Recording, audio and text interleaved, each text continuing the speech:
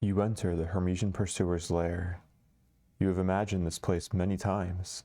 Sometimes it was a dark, dank hole in the earth, other times a cave covered in sticky cocoons. What you did not imagine was a small cliffside town, deserted and drenched in ambrosia. Is this where it took your crew members? The creature is right there, hunched, trembling. You approach and the trembling only gets worse. But it's not fear, you realize. The monster bursts out laughing, its ominous cackle reverberating in your skull like a god's jest. The trembling stops and the monster rises. It is not wounded. It has lured you here, far from the Argo. Now, it springs its trap. Welcome back to the next video in our playthrough of Aeon Trespass Odyssey. That was the introduction to our pursuer battle, but not just any pursuer battle. We are doing our first attempt at the pursuit's end battle, which hopefully would be would mean the actual end to our friend the pursuer. Unfortunately, I don't think we're going to win this fight. Like I said, we had this fight planned out just so we can try to get an attempt off at him and see what it's going to take, like see what things we might need to do to prepare for another attempt at him. But this is going to be a difficult fight. Yeah, we'll give it our best shot though. So let me go ahead and explain a little bit about the loadout that I have. Like I normally do in my battle videos, I have most of the stuff set up here already. We just need to determine the primordial positioning here. So for, let's go in clockwise order here, or actually counterclockwise order is how we want to do it. Starting with Ulyssia, we have our newest Argonaut Telebakis going into his first fight with a pursuer. A non-toying pursuer fight is probably not the easiest fight for a new Argonaut to go into, but we're going to see how he does. We just have our long-mast spear. We moved the Ancient Siren Panoply over to him. We have our Iapetus Lifeguard and Primordial Lore here. So he will primarily be attacking at a bit of a distance. The long-mast spear is the only, or at least the strongest weapon we have that has reach on it.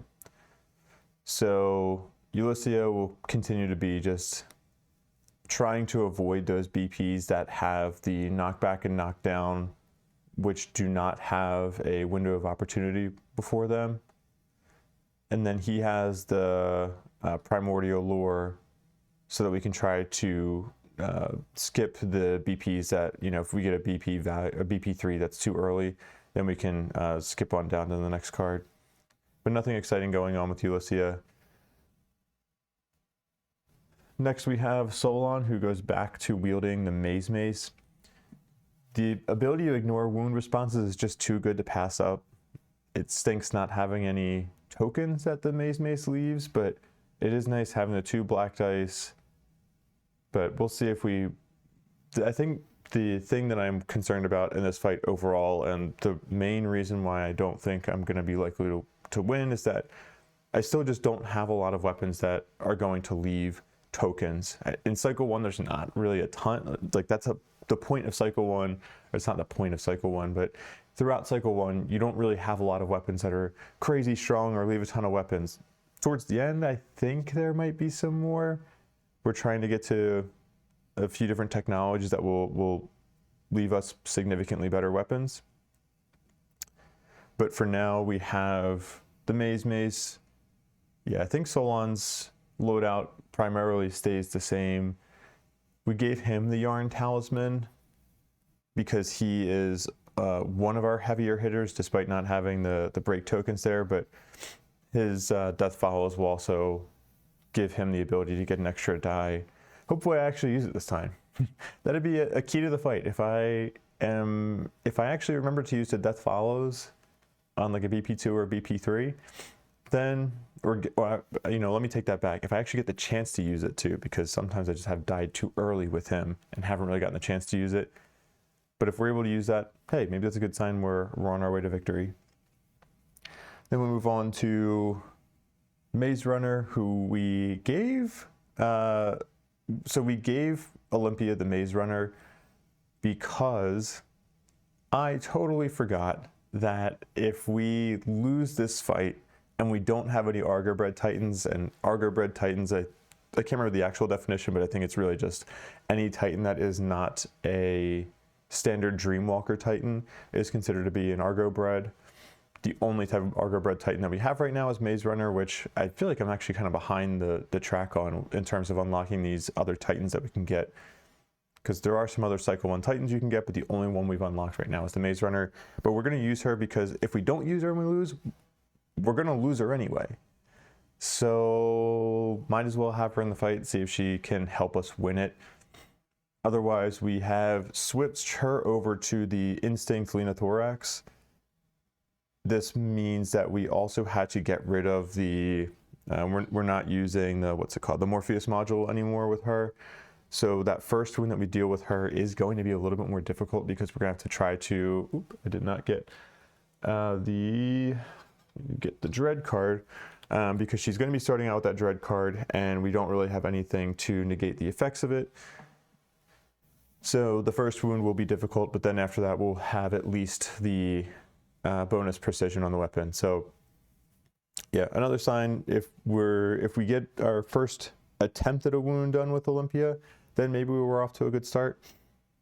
But we shall see there. I gave her the Instinct Lenothorax because it can combine well with Maze Runner's ability to gain a bonus evasion if she's on a terrain tile. So it's not something that we'd want to do early in the fight, but if we get to later in the fight and we're one of the last Titans alive, we may want to just go and stand on one of those Ambrosia tiles. And even though we're going to get Ambrosia tokens that could ultimately, we can die from Ambrosia. If we get 5 or more Ambrosia tokens, then we can die from Ambrosia. But we may be able to save ourselves if we need that extra evasion. So we have that option with her. She has the strongest weapon, and so that's why I gave this slot to Maze Runner so that we could have our Titan with the strongest weapon have the most evasion if she needs it. I also moved Unseen Scar over to her. So now on a crit miss or a crit evade fail, we will get a labyrinth tile underneath of us. And in the case of the crit miss, that really sucks because it's going to result in her getting knocked down and interrupting her attack. And she won't be dealing a wound. But labyrinth tiles for her are going to be nice because those are terrain tiles that aren't going to deal us Ambrosia tokens. So we can try to take advantage of, those effects that would generally be considered negative otherwise. They could be a positive for Maze Runner. So we'll see if that ends up helping her. And then lastly, we have Oleander, who continues to pilot Herodotus. We gave him the naval ram. We basically just moved we're not using the jawbone axe. We're not using the Temenos scale shield. Those would be nice things to have in this fight, especially the Temenos scale shield, because it's still the only gear that we have crafted that has second chance on it. But we need something that leaves tokens. And so the reason I gave him the naval ram is because he has other gear that he is going to be, including his Nemos ability, but he has other things in his loadout that we're going to be wanting to unexhaust during the fight. So we may have rounds with Herodotus where, with a pursuer fight, I don't think it's going to last many rounds because he's so strong and he can kill us very quickly. It's fairly likely we're going to lose a Titan in the very first primordial round. But if he does survive a long time, his pattern of attacking might look something like, wound, and then he spends the first round trying to wound and use his abilities, and then the next round he just spends it refreshing and getting into a position, and then so on, just repeating that cycle. But he also has the Vulture Mask, which allows him to ignore Flare primordial responses. So at least 2 of our 4 Titans between the Mace and the Vulture Mask have the ability to ignore the Flare responses. In Herodotus's case, he can ignore just Flare responses, but it can be for wound responses, instinct responses, or fail responses. In Solon's case, he can just ignore wound responses in general. Ignoring those Flare cards can be a powerful thing. But yeah, I think we will see how that goes. So we're going to give this guy our best shot. It may not be enough. I don't expect it to be enough. I think the disappointing thing is that if we lose this fight, or if we just lose the Maze Runner in general, we may not be crafting a new one for a little while, because I mentioned in a previous video, we have 2 Labby cores, and those are the resources that we need to be able to craft the Maze Runner Titan, but I have those reserved for the Mazimer. And we are not really planning on fighting Labby again for the next couple of fights. Maybe we can, but I think the next 2 timeline battles I'm going to end up wanting to do are going to be both Hecaton. So we'll see. You know, hopefully, I don't know, there's a small chance we could get lucky and we could win this fight. I think that chance is like, we would have to get lucky and maybe try to wound that BP3 that we have in the Pursuer's BP3 deck, which was the, I think it was the Black Blood Cryptex, something Cryptex, but that's the BP where during one of our Inwards Odyssey story events, we were able to add a note on there that basically says anytime you wound this, like, you automatically gain a crit chance on it, and that BP3 would result, if we crit and we wound on that, we get a good power roll, that results in him immediately dying regardless of the amount of wounds that he has on him. So I think that's the most likely chance we're going to get, but that's purely luck. That could be the last BP3 in the deck there, and if that's the case, we're definitely we're not going to get to that. So let's stop talking about it and let's just start doing. Let's draw a minor trauma here. I'm just going to show this here. And, we have our Insulted, which is normally performing a bonus attack. But in this case, it is going to be having him face to the left. So if I had to pick a direction for him to face, that would not have been one that I would have chosen, because I really want my Maze Runner to go and be able to try to get behind him and attack, but we're gonna have to deal with it. Okay. And then I do need to assign the priority target token. It has to be between one of Ulyssia and Herodotus. I'll say this should have been done before I did the positioning, but excuse me. We'll give it to Herodotus just because Ulyssia dies a lot. Actually, no, I am going to give it to Ulyssia because the longer I can keep Herodotus in the fight, the better, because he has that naval ram, and the naval ram is excellent for getting break tokens in there. It's like the only weapon we have that is just superb at getting tokens in the pool. And now we're going to let the Pursuer go and do his first AI. And remember, he's not toying at this point. So I need to actually grab his primordial card over here. I totally forgot to grab that when I was setting up. Yeah, he's not toying, so we don't get any reduction in evasion dice on his AI cards. And worst of all, we're going to have to do signature at the end of every primordial round.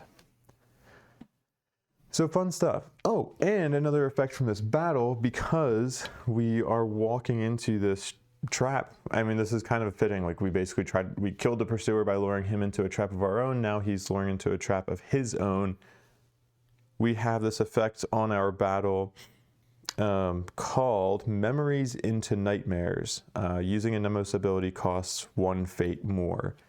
So I did some looking on Discord before or while I was setting up, and the conclusion that it seems like people came to is that the Nemos ability costs +1 fate more is if your Nemos ability already costs a fate, it basically costs a second fate. So in our case, I don't think that is too bad of a penalty.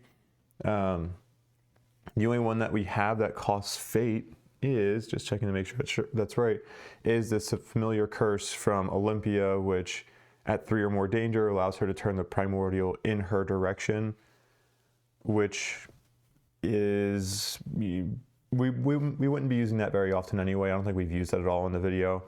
I have used that a lot before on other Titans, in general, like in past playthroughs or in the Menestus Theater. But it's better suited for a tank because you want the primordial facing in that direction. I just have preferred, yeah, I don't know. Arguably, I could have had, what's it called? I could have had Olympia piloting Ulyssia and blah, blah, blah. But anyway, I like the extra movement that I can get from her because I want my tank, or I want my Titan that is wielding the Pyramidion to be able to have movement and be able to have the most likely chance of getting into position to be able to wound, because she is most likely going to be the strongest Titan. Some other things to remember, or actually not even remember, just for this battle specifically, this lair battle where we're trying to kill the pursuer. It looks like that Memories into Nightmares trait only applies for the first time we do this battle, because it's basically like, oh shoot, we did not expect this to be a trap. In subsequent attempts, we won't have to worry about that. So that's nice, good to know. And then there's another trait on this called Pall of Terror, which says you cannot use Sisyphus Tears or Retreat. We have not retreated from a fight. I'm actually not sure if I've ever done a retreat from a fight. I think if I've lost a fight, I've just kind of accepted it. I'd have to think back to my first playthrough to see if that was true, but I think that's true. At least in this playthrough, it's definitely true. We haven't retreated, which may be a mistake on my part. There might have been some, maybe I should have retreated from the Hecaton fight that I initially lost early on in the cycle. But we cannot use Sisyphus Tears, which means we can't just keep reattempting or retrying this attempt and using up our Sisyphus Tears. So that is unfortunate. That basically just means that there is going to be, every time you lose this fight, you're going to have to lose at least 4 Titans. And yeah, there is a chance you could lose 5 Titans too, because if you lose a fight against the Pursuer and you're not using an Argo-bred Titan, then you're going to have to, not only do you lose the 4 Titans that you played with, you're going to have to lose a 5th Titan. Don't get into that situation. So it just sucks for a lot of reasons there, but that's why the adversaries are so intimidating and pose a threat when you're on that overland battle map and you want to try to avoid them. It puts some real stakes in the game. Okay, we're getting close to 20 minutes here, like 18 and a half minutes. Let's start this fight. Okay, we are ready to draw our first AI card, and I need to crank up my music a little bit here. Okay. Relentless Push. Oh no, I don't like this one.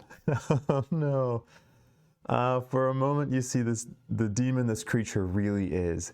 And the reason I don't like it is because it's going to result in one of our Titans getting pushed very far away. Oh man. Okay. Relentless Push. The first targeting line has priority target in sight, in range, and so that is going to be Ulyssia. Ulyssia just continues. She just gets screwed in our video, so I'm sorry, Ulyssia. I keep you in the fights because I think you look really cool, and I like that your spear on your Titan matches the spear that we have equipped. So Relentless Push, we're going to move and attack. We have a window of opportunity before that. Each hit deals 2 danger. Then we're going to gain 1 Ambrosia token. And it'll be, yeah, the pushback 5 is what is the most, the thing that always triggers me during this attack, because it is going to push her far away. And then luckily it's early enough in the fight that we won't meet this fate gated performing signature at the end of the attack, because if we had to do this, what the round could look like for good old Pursuer here is AI card with Relentless Push, then signature as the after attack, then another signature because of End of Hope. And all three of those it's totally feasible that each of those attacks kills a different Titan. Like, it's not unheard of. At the very least, if that happens, you're almost certainly losing one Titan. You're probably losing two. That's brutal. So we need to just take as few, we need to try to win this fight in as few rounds as possible if we're going to have any kind of chance of winning this. But okay, so Relentless Push, we have our priority target insight in range. That's going to be Ulyssia. Then we're going to move and attack. So we can have a choice of either going 1, 2, 3, or we could go 1, 2, 3. I'll probably go here, I think, because then at least this way we're avoiding going through the Ambrosia tile there. It may lead to the Pursuer being further away from the other Titans than he normally might be, but let's go ahead and try putting him there. All right, so yeah, Relentless Push. We're gonna have 4 evasion dice here, 3 black, 1 white, and we're gonna need 9 or higher to evade. And remember, if we do a full evade somehow, or we reduce the danger from the attack to 0, we are going to suffer Killjoy. But I don't think we're gonna have to worry about that. Oh, okay, 2 evades. It's pretty good for a first roll. Do we have evasion dice, or do we have pre-rerolls with her? We do not. We could spend fate to try to re-roll both those dice, but I think what I'd rather do is spend that fate, use that fate instead to reinforce, and I want to be very cautious about gaining too much fate early in this fight. Just because the fate gate effects of the Pursuer's AIs are pretty brutal. So we're about to take 2 hits here on this 4 and 7. Each hit deals 2 danger, so we're at risk of taking 4 danger. We're going to spend a fate to reinforce 2, and so we're going to get 3 red dice for doing this armor roll. This one's cocked. Put these off to the side here. So we only mitigate 1 danger, but that's still pretty excellent because that brings us from a major trauma to a minor. So we're at 3 danger now. We're going to draw a minor trauma. And we're going to get Kratos Whisper. Okay, so that's positive. Gain a rage there. She'll most likely be the first person attacking too, so that extra rage could come in handy for leaving more tokens. So she goes from 1 to 2. Move these out of the way. Move these out of the way. We're going to gain 1 Ambrosia token, regardless of the number of hits.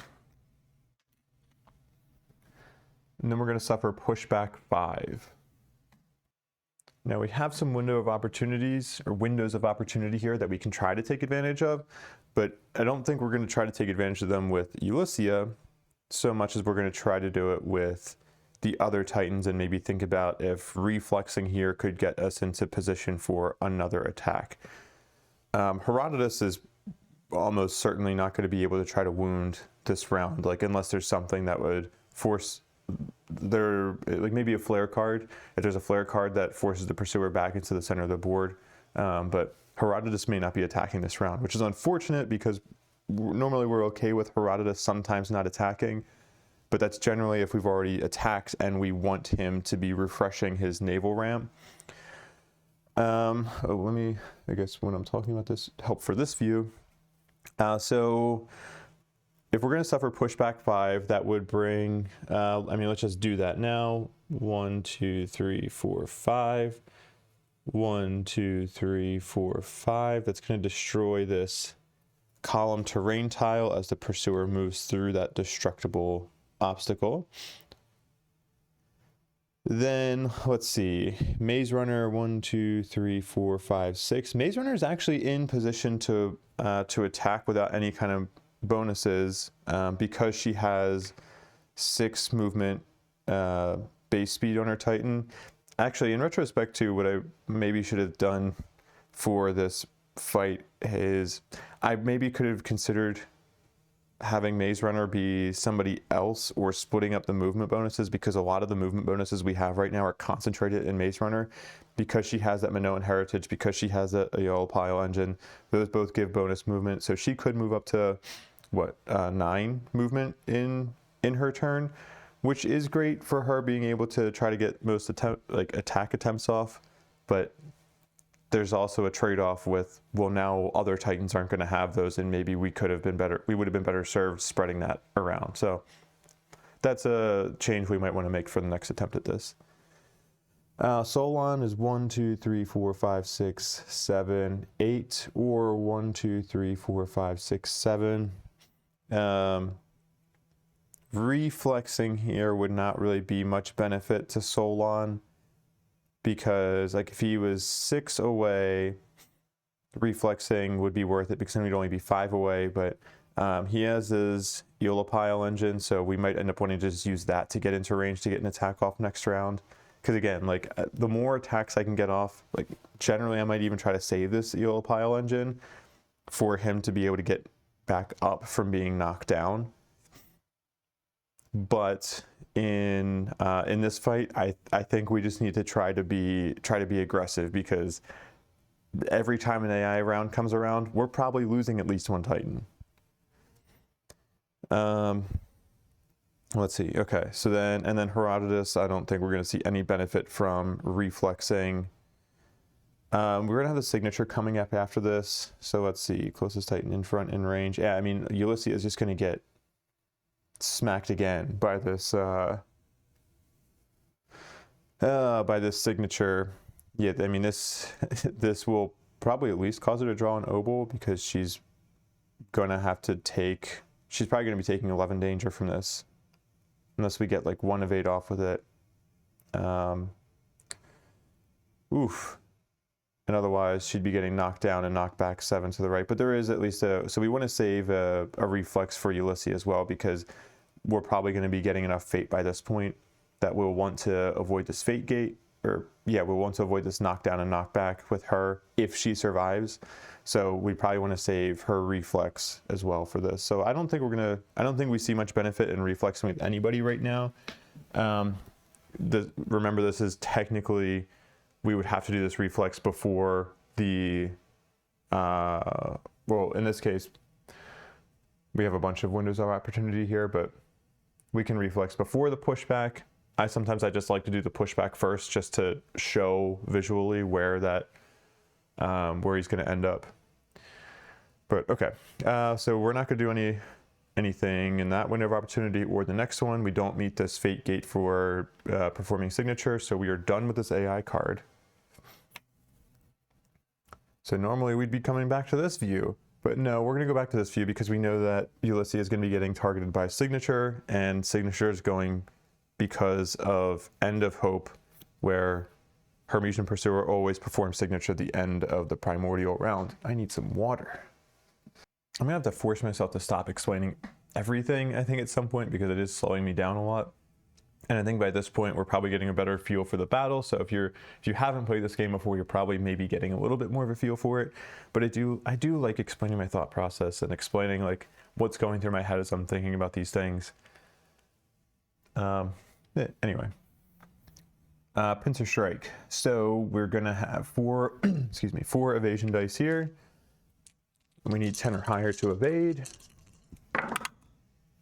Oh man, even just getting 1 evade would have been good. We may re-roll all 4 of those, because I am just not going to trust that. I don't really want to leave it up to a 50-50 chance of drawing that obol and potentially dying. If we re-roll all 4 of those, we're going to get high fate, but I mean, otherwise, I'd rather have high fate than death. I think. So I'm re-rolling all 4 of them. So we're gonna spend 4 fate, and we're going from 1 fate to 5. Wow, not worth it at all. That's gonna be 4 hits. Okay. Brutal. We're about to take 8 danger. We're gonna gain another fate so we can do reinforce again. So we get 3 dice. We're really hoping for, I mean, if we can reduce this by 2 danger, that would be good. Nope, we do not. We reduce it by 1. So we're going, instead of taking 8 danger, we're gonna take 7. That's still gonna put us at 10 danger, which means we have an obol trawl to resolve. And let's see how screwed we're gonna get. Woo! You live! Okay. That's good. That's... If she died, I was like, my chances of winning this fight are gonna go to like 1%.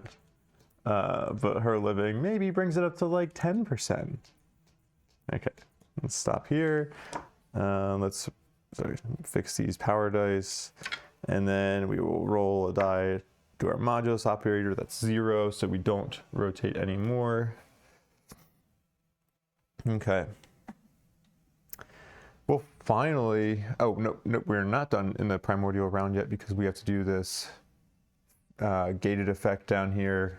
But we're just gonna have, I mean, we'll probably just have Ulyssia. Do I want to waste one of the Pursuer Protocol charges on her? Maybe. Maybe we do, because we're gonna need to spend some fate probably to re-roll her attack dice, and she's already at 6 fate. This could be a bad choice because we could just be using a Pursuer Protocol charge on a Titan who's gonna die anyway. But let's be positive. I don't like losing a fight and then having some charges on these things left, because it's like these are free bonuses basically. Also, she does have the primordial lore, so even if we don't need the fate for her attack, it would be nice for her. I mean, she's probably not going to survive at this point to really be able to make use of that primordial lore. So, all right, we are finally in a Titan round right now. And I think what we're gonna do is, yeah, I mean, we'll probably go first with Ulyssia because she can attack without moving. I mean, the nice thing about her being in high danger right now too is that she can get the bonus opening tokens from the long-mast spear. So if we go first with her, then maybe second we can go with the Maze Runner, who, like, assuming like some of these things will change obviously if the primordial moves, but if he doesn't move, then we could go second with Maze Runner, run up behind him into his blind spot to try to get some bonuses to precision there to be able to get an attack off with the Pyramidion. And then third, we'd have to go with Solon because Solon still has that Fated Nemos for you cannot go last in a Titan round. All right, so let's go first with Ulyssia. Activate, we'll just go jump right into an attack. So she's going from 2 rage to 3, so she is not losing that priority target anytime soon. Let's get our crit die there. We're gonna get 2 other dice. Do we want to use our arrow barrage here? Yeah, let's do it. Let's try to start off on a positive note and maybe at least get a wound on the first attack. So, oh man, I actually might want to use this for a break token. We are probably looking at an AT of 4 or 5. I think that's, does he have an AT of 6 in there for any of his BP1s? I don't think so. I think it's just 4s and 5s. I think it's mostly 4s. could be a 5, but even in either case, it's going to be pretty hard. Well, 4 red dice and a full hit. Even on a full hit, it's going to be hard to get 4 or 5 power symbols. So let's use it on a break. Because again, at least with the attack roll, we have the ability to fate reroll for those misses. I think we're gonna have to focus more on break tokens in this fight and we're just gonna have to hope that we get lucky with our attack rerolls. So we need a 6 or higher to hit here. That's 2 hits. That's an 8 and an 8 that hit. And then let's go to, that's fate reroll for this one. So we go from 6 fate to 7. And ooh, we get our third 8. Lucky 8s? Question mark. So it is going to be a full hit. I have to, come on, red dice. Come on, these are the sides that I want you on. Just, we don't even need that break token. We'll just get 4 perfect rolls. Oh wait, so let's get rid of Pincer Strike here. We're not on the AI anymore, or the signature. We are on BP. There is nothing we have in our first ability window, so let's BP down. Hind Pincer. Ooh, interesting. Okay, so it's gonna be 5. Immediately draw and resolve a flare card if we do wound. Perform signature if we don't. Oh, both of those suck. I mean, if we have to take the signature, we're definitely dying. We have 1 power reroll. Ooh, so let's see, that's fine, that's fine. We have 1 die there that's super cocked. How many power we got there? That's 4 power, right? Okay, so we just need 1 more power symbol. This is not my reroll, I'm just rolling it because it was cocked. Okay, well, I'm going to use my power reroll on this one. And it's still blank. Damn it. That is going to be a failure, and we are going to get the signature done on us. Man, really not off to a good start. All right, so let's put the signature down as a reminder. Second ability window is going to be opening 2. Then break 2, I think we'll do. Yeah. Let's do that. Opening 2, break 2. We can reposition 1. Actually, we do want to reposition because we don't want the primordial moving again towards Ulyssia. Because then that would make it harder for the other Titans to get there, so we'll reflex closer to him and just accept our fate. Then I think that's going to end our second ability window there. Now we're going to go into our signature from the primordial.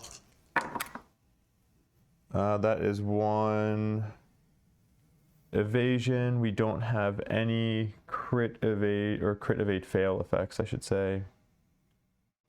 Let's see, if we take the full damage from this attack, that would be 6 danger. That would put us at 15.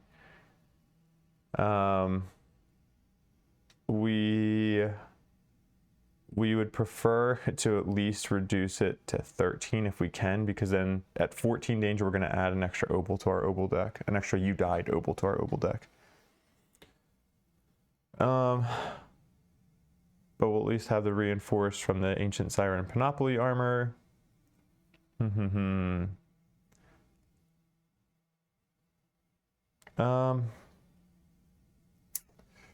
Let's do, I mean, we can at least spend 1 fate. No, let's just stay at 7. We're not gonna, I don't have faith in me getting a 10 on a die here. So we only evade 1. We're about to take 6 danger. That would put us at 15. We're going to spend a fate to do reinforce with our armor. And man, this is not going well. Okay. I went into this fight thinking like, well, it's kind of freeing knowing, like, going into it and being like, oh, like, I don't have the expectation that I'm gonna win this battle, but like as soon as you get into it, it's just like, I don't know. As soon as I start fighting, it's like, no, screw it, I can win this fight. And then I start losing. I'm like, no, how is this possible? We're gonna take 5 danger. That's gonna put us at 14 danger.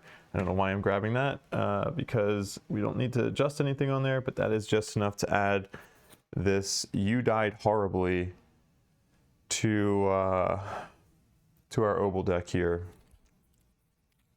which isn't good. We don't like having to roll on that fate worse than death table. So let's go ahead and shuffle these around. All right, then we're gonna roll our die here. 4, so we rotate 1, and we get just the regular "you died." Let's see if we can awaken. Nope, we got an 8. All about the 8s today, at least. So that will kill her. I'm gonna shuffle these again. Roll a die. We're gonna go 5s. It'd be 1, 2. Okay, so Ulyssia dies without getting a wound off. We're just continuing the theme of these battles though, where Ulyssia just dies in every one of them. So Pincer Strike goes back into its signature slot. Then we are gonna have Maze Runner go next, I think, right? Yeah. Go back to this view. I'm gonna get some water. I now have very low expectations for this fight. All right, so we're gonna go with Maze Runner next. Do I want to use a Force Kratos reaction on her to get, that would give us an extra token? Yeah, let's do it. Sure, why not? Force Kratos reaction.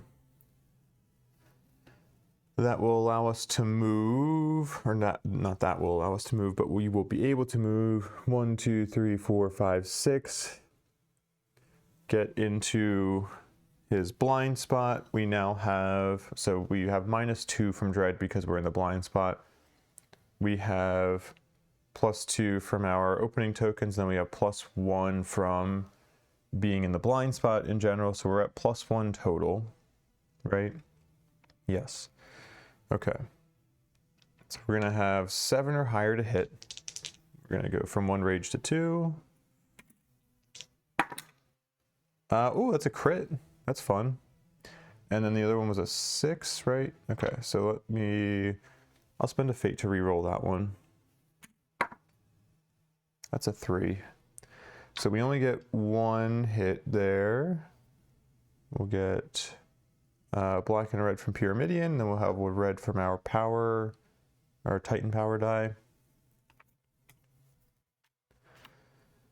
And we're gonna get small Mothwing. No, the critical effect isn't even good for the battle. That's lame.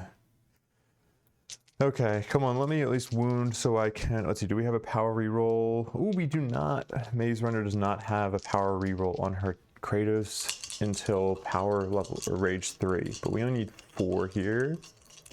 So just one at a time. Ooh, that's 3 off the bat, come on. Okay, that's 4, 5 that we're at. This one's just icing on the cake. Wow. Okay, we're at 7. Yeah, that's 7 power. Crushes that BP. That will give us our first wound here. Always forget to set up the counter ahead of time. That's okay. 1, and then let's go into her Argonaut page here. We gain a node for a chosen Nemos, so we're basically choosing which one we want to become the dominant Nemos.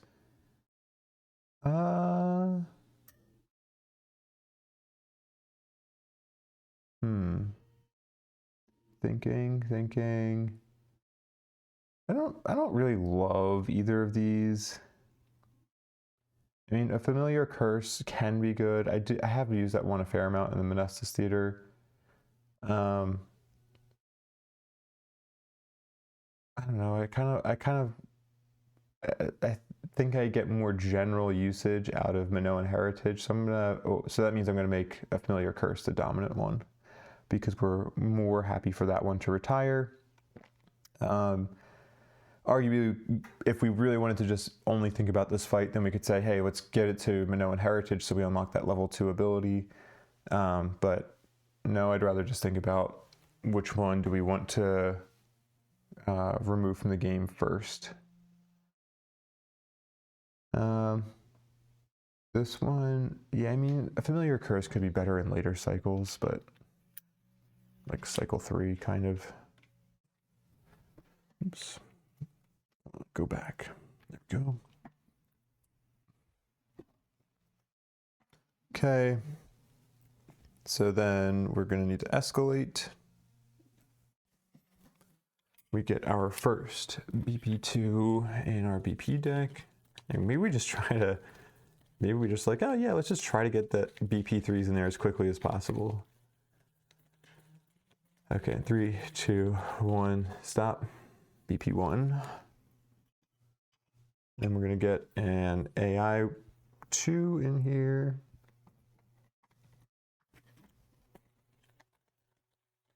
We're gonna stop in 3, 2, 1. That's the AI2 on top. So we definitely want to try to get another wound in if we can. So let's see here. We're gonna now go clear the Kratos pool. Gain 1 opening from our Pyramidion. Oh, we get to, yes. Okay, at least if there's gonna be something good that comes out of this fight, it's that we get another mark for our Pyramidion. So we remove the dread. We get 2 bonus precision, and we will go up to 7 tally marks on our Pyramidion. We only need, okay. Getting the Pyrosclipios would be helpful for killing this guy later. Okay, and then we can get another break and an opening. We don't really have much of a choice there in those. Oops, for her, for the Maze Runner's Kratos table there. And then I think we are done with her turn. Oh, she does also have Vault. We haven't actually. Does she have any reposition as well? She does have. She has reposition 1 and Vault. Oh, this is kind of. I didn't even think about this. This is kind of a waste. Oops, sorry. I am on the wrong window there. There we go. Move some of these things around so I can see better. Yeah, she has Vault on her Kratos table, and she also has Vault on her Instinct Lena Thorax. So it's kind of pointless for her to have Vault on multiple things. Yeah, so it's kind of weird that like she plays like this bonus evasion on her gear is really nice for her in general, but the Vault kind of contradicts that. So we could, like, Vault is you can go on the opposite side of the Primordial in the same space. So if we did this, we would end our turn. We would go into we'd basically be getting Ambrosia because we're ending our turn in the Ambrosia pool there. We could like reposition 1 and go here, but I think I'm going to reposition 1 and, ooh, I'm trying to think like if what do I want to do here?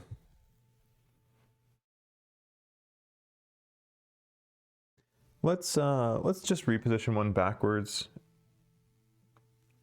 If he does something that's going to move him to the center of the board, then she'll have to reflex to get out of it. Like, this doesn't make her safe from being run over. But that's okay. This also does give her the flexibility that if she really needs to reflex onto a terrain tile for the sake of trying to get extra evasion, she can. She can go either left or right because she has the advanced reflex, which is moving up to 2 spaces instead of just 1. Okay, so that ends her turn. Now we'll go with Solon, because we have to. Oops, 2. And Yeah, I think we're just gonna have Solon move 1, 2, 3, 4, 5, 6, 7. Yeah, during one of those previous ability windows, maybe it would have made sense for me to reflex here, and then moving 7, I could get to him without going through the Ambrosia pool, but I just genuinely don't think he's gonna last long enough for that one Ambrosia to really make a difference on him. Plus, he does have the Hermes Tatters, which if he's at 4 danger, we could discard this to remove 2 Ambrosia tokens from yourself or an adjacent Titan. I do usually forget about the adjacent Titan one. But we're going to use his Eolipile engine, gain a fate, and that will allow him to move 7. 1, 2, 3, 4, 5, 6, 7. And we're going to have to roll a d10, and on a 6 or higher, we're going to gain an Ambrosia. We don't. It's like one of the few rolls where we want to roll low. Okay. So then I think we're just gonna attack, right? Is there anything else special that we want to do? No, I don't think so. Okay, I do have to remember that he has that reposition too.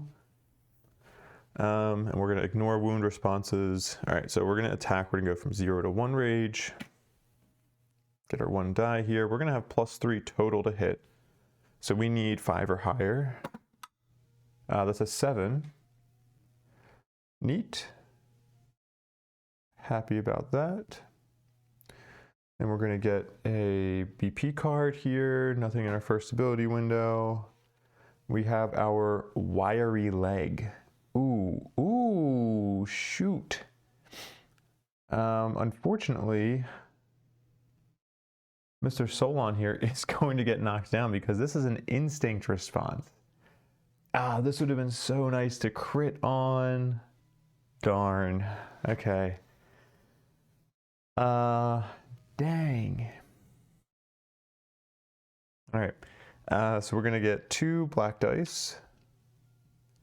Yeah, and because we use the Eolipile engine, we don't have a way for him to stand up unless Herodotus gets to 3 danger, which would allow him to use his Nemos to stand up another Titan, but we'll see about that. 2 black and a red. We have no power reroll, and we need 4.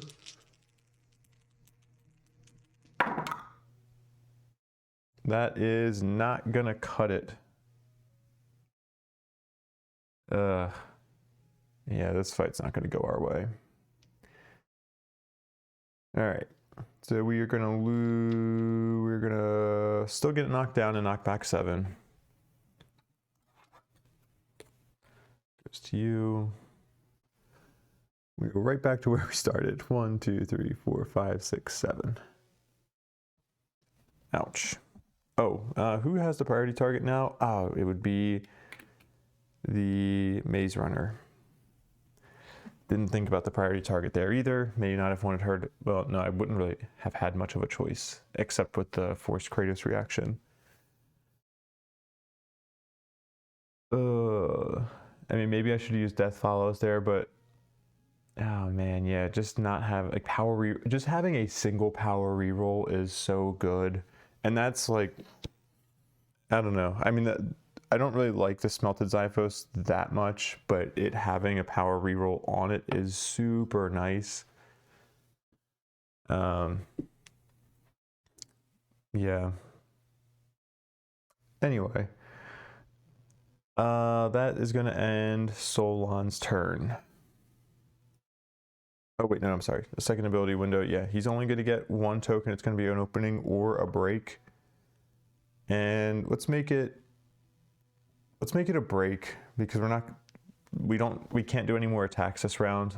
Herodotus can't reach, and then by next round we'll have another charge of Arrow Barrage ready and we can get 2 opening tokens. So let's spend that on a break.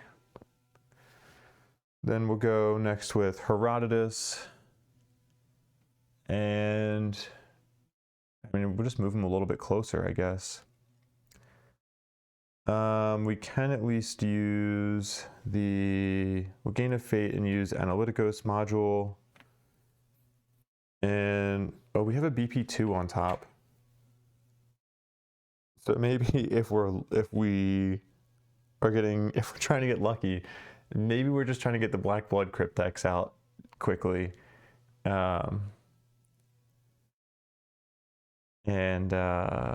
Yeah, anyways, okay, so I'm gonna do a break token for the Analyticos module. Then we're gonna move, go 1, 2, 3, 4, 5. I think that's a fine spot.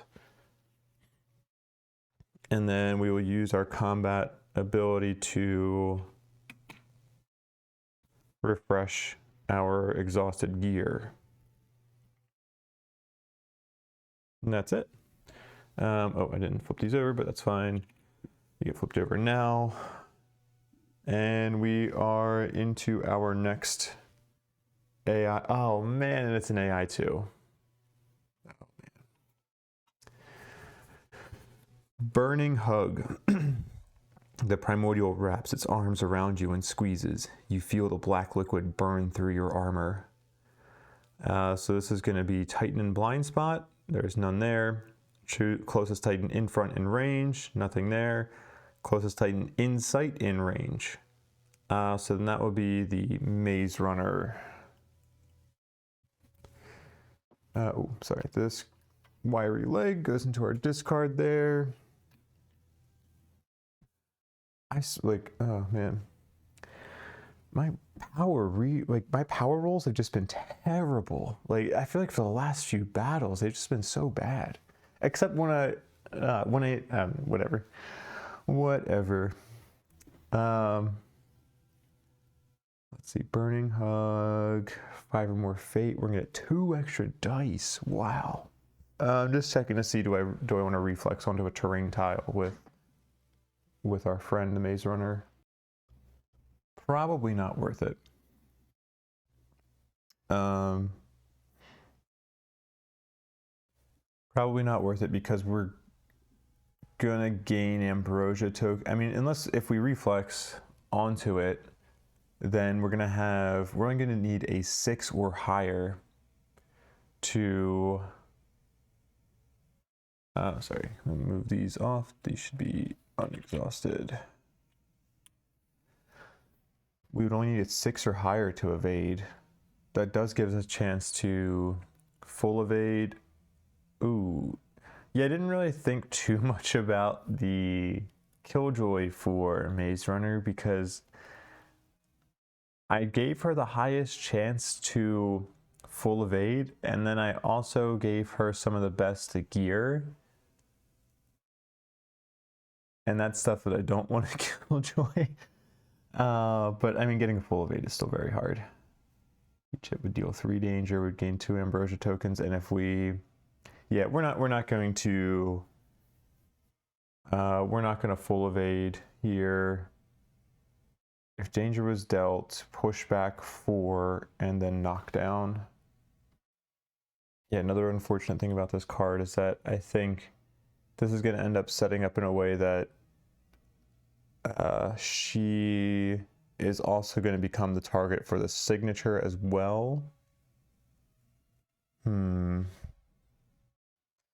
Well, I think like we have a choice of having the pursuer go here, going here and attacking Maze Runner, or going here and attacking Maze Runner.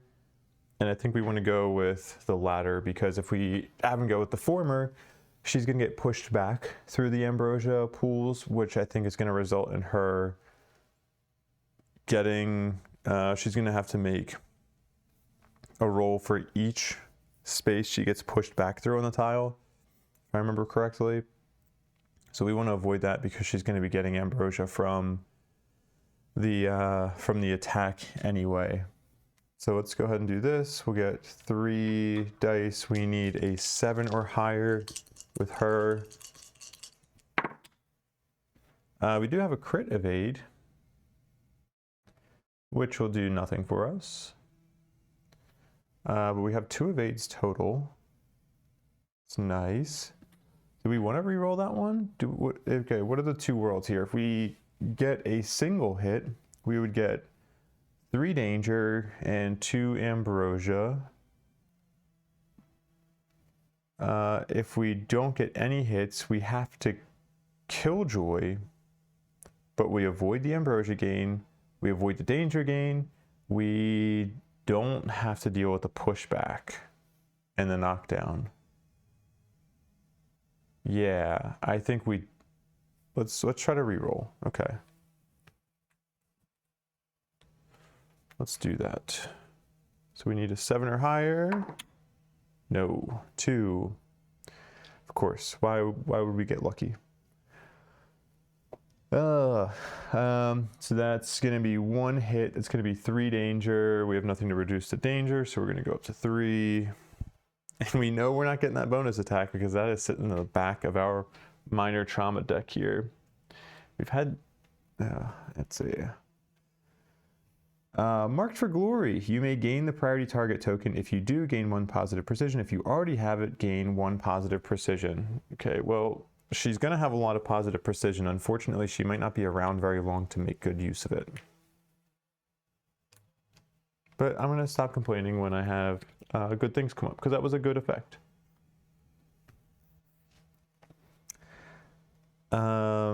And she has a bonus here of after surviving a major or grave trauma or an obol, gain 1 temporary positive evasion token, but that was a minor, so she does not get anything from that. Then we have, if danger was dealt, pushback 4, then knockdown. Do I want to reflex for any reason, like off to the right? I would avoid gaining a danger from suffering crash, but I have tumble anyway, so I have a chance to avoid that anyway. But we're gonna get knocked down regardless, so no, I don't think it's worth it for me to evade. We're just gonna deal with the pushback of 4. Yeah, okay. So we're gonna get pushed back 1, 2, 3, 4. We're gonna suffer crash as we go through that. Let me move him up here, and then if we roll a 6 or higher, we avoid that crash because of tumble. That's cocked. That's an 8. Okay, so we don't suffer crash, so we don't take the danger, we don't get knocked down there, but we do get knocked down now.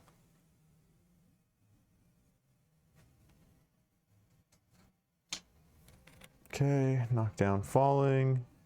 Then we'll end that. Then we're going to go to the signature. We get 4 dice.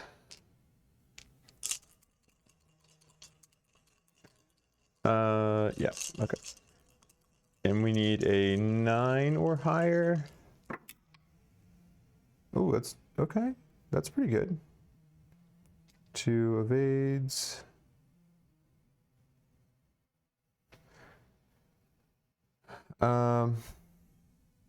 Then do I fate reroll those other 2? Let's see, right now we would be taking 4 danger, which would bring us up to 7.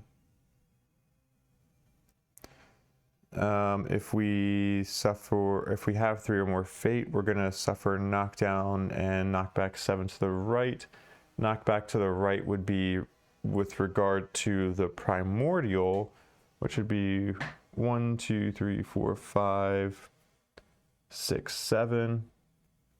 Oh, I think we're okay with doing that. So I think I'm okay with gaining 2 fate. Let's try to reroll both of these, see if we can evade 1 more of them. Because if we can evade 1 more, then we go from a grave trauma to a major. But we're gonna be getting that grave trauma. So we go up to 7 danger. Draw a grave trauma. Add the you died horribly. You died horribly obol to the obol deck. Well, joke's on you, buddy. We already did that. I'm way ahead of you. Okay, so no effect from that. We will now suffer knockdown. We're already knocked down. We're going to suffer knockback 7 to the right. So go 1, 2, 3, 4, 5, 6, 7. This also gets destroyed. Ooh, does this? Let me check something real quick. I want to make sure this fight doesn't have boundless board edges. I don't see that it does. That's good. Okay. Because if it was boundless board edges, we would have just gotten knocked off completely over there. And that would have changed my evaluation of if I had wanted to gain those fate to re-roll those dice or not. But we're good. And we were going to suffer crash from going through that column terrain tile, but we're rolling to see if we can avoid it. We need a 6 or higher. We did avoid the crash, so we don't gain the danger. Yeah, and that is, there's no cost to using tumble, so it's not an active ability, so we can still use it while we're knocked down. Yeah, I think that's true. I think we're okay here.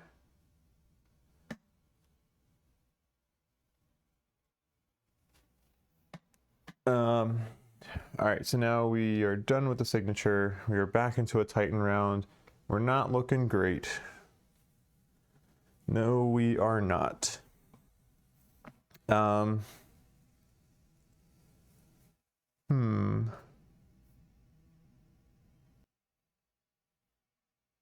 thinking that maybe we just go first with Solon. I don't think he has any chance of being able to stand up.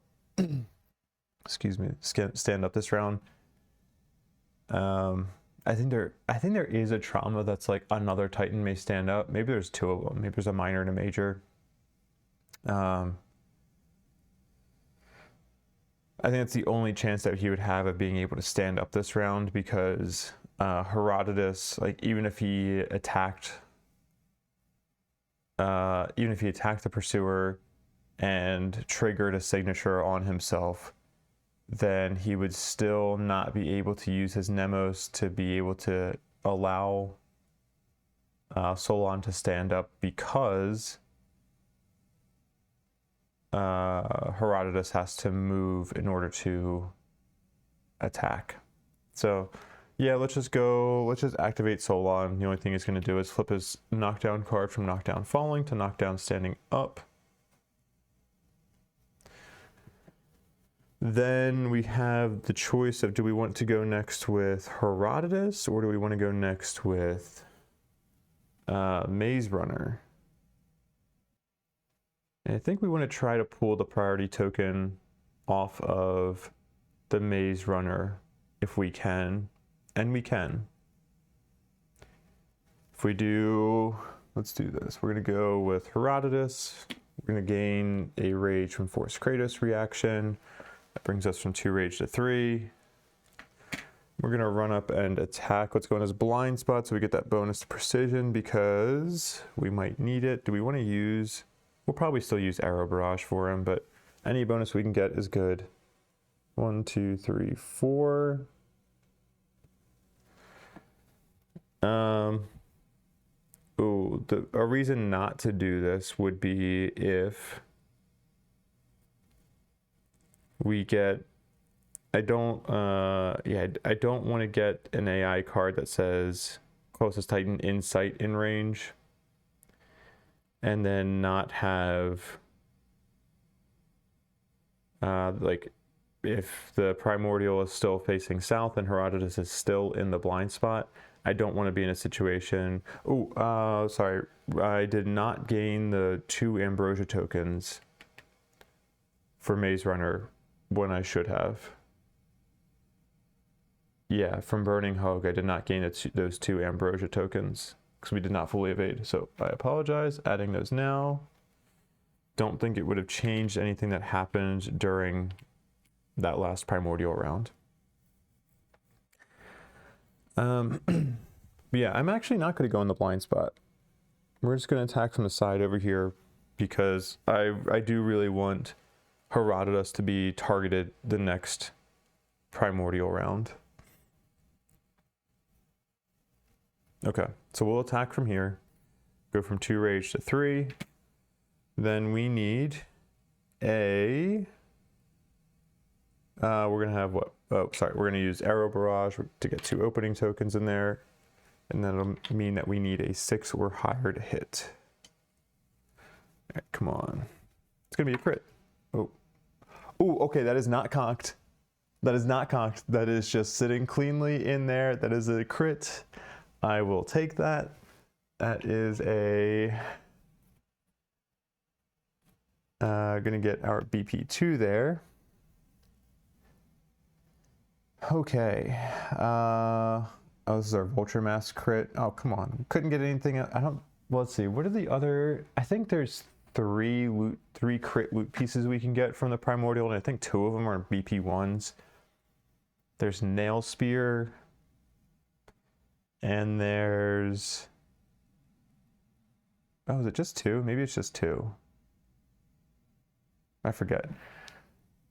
But let's see, what are the effects that we're potentially avoiding there? We're potentially avoiding drawing and resolving a flare card. Oh, well, he would ignore it anyway. Okay. Well, I'm happy for a crit. Okay, I'm done. I'm done knocking it. I'm still thankful for a crit. So we will get, let's see, a black and a red. Oh, I was supposed to get 2 more break tokens during the first ability window. Those there. We're at a healthy amount of break. So we're gonna get a black and a red from our weapon, and then a red from our Titan die. And we are gonna have 1 power reroll. Oh, also you should, Herodotus should have the priority target token now. Let's see. Yeah, we need 6 or higher. Ooh, okay. Well, I know which one I'm using that power reroll on. Ah, that's just short. Damn.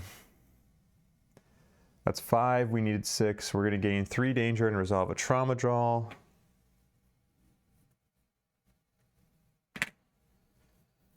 Oh yeah, on the bright side, we don't have to exhaust our naval ram. So that's 3 danger. We're going to resolve a minor trauma draw, which, like we've had, this is going to have to be a negative trauma. Oh, come on. Oh my god. This is just comical. Exhaust all your exhaustible gear. If no gear was exhausted by this card knockdown, oh, don't you worry. There's plenty of gear that's going to get exhausted. Our Nemos doesn't get exhausted because it's not gear. Oh, man. Brutal. I needed to get wounds early in this fight, and I have now missed on 3 of my 4 attacks. And we get rid of this amazing Kratos pool. Come on. I'm gonna have to start getting lucky, and like we're gonna have to start having good fights soon here. Alright. So we get break 2. Then we'll get a break and an opening. Sure. But hey, like I love being able to look at how many break tokens or how many tokens we get to leave in general because of the naval ram. Fantastic. All right. That will end his turn. And then that just leaves our Maze Runner, who will use Iolopile engine to stand up and go to 5 fate. I guess, yeah. I mean, we need to try to. We have 1 wound. Yeah, we can't win this, but let's just try. We're gonna stand up and we're gonna move 1, 2, 3, and then we're gonna attack.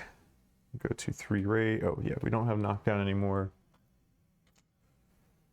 Rage. We're gonna have +4 to hit, so we need 4 or higher. Oh, should I have rushed there to attack with auto break 1? And no, I think I'd rather save the fate.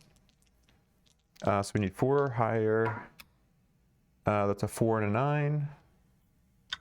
Okay, and then we're gonna get 2 black, 2 red. Nothing in our first ability window. We need 4. Boom. We're going to get more than 4. We are going to reflex with the last charge of Pursuer Protocol.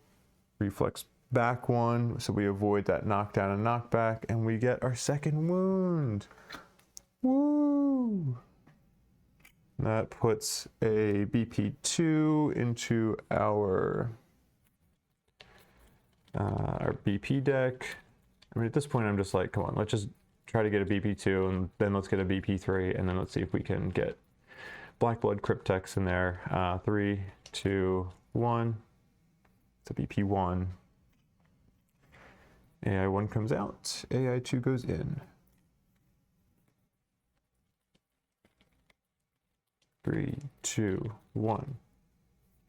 AI1. That's a positive. We'll get an opening from Pyramidion. We will get an opening and a break from our Kratos table.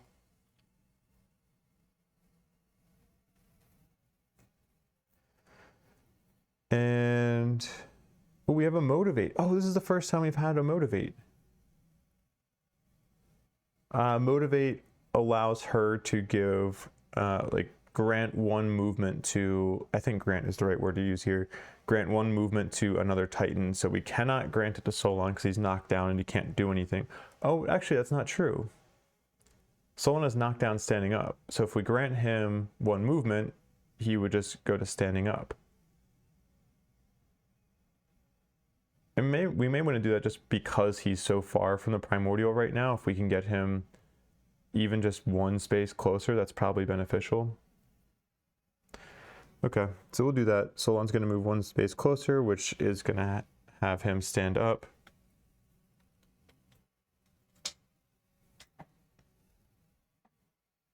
The risk with that is he no longer has knockdown standing up, so there's a chance that he gets targeted again and then has to get knocked down again. But I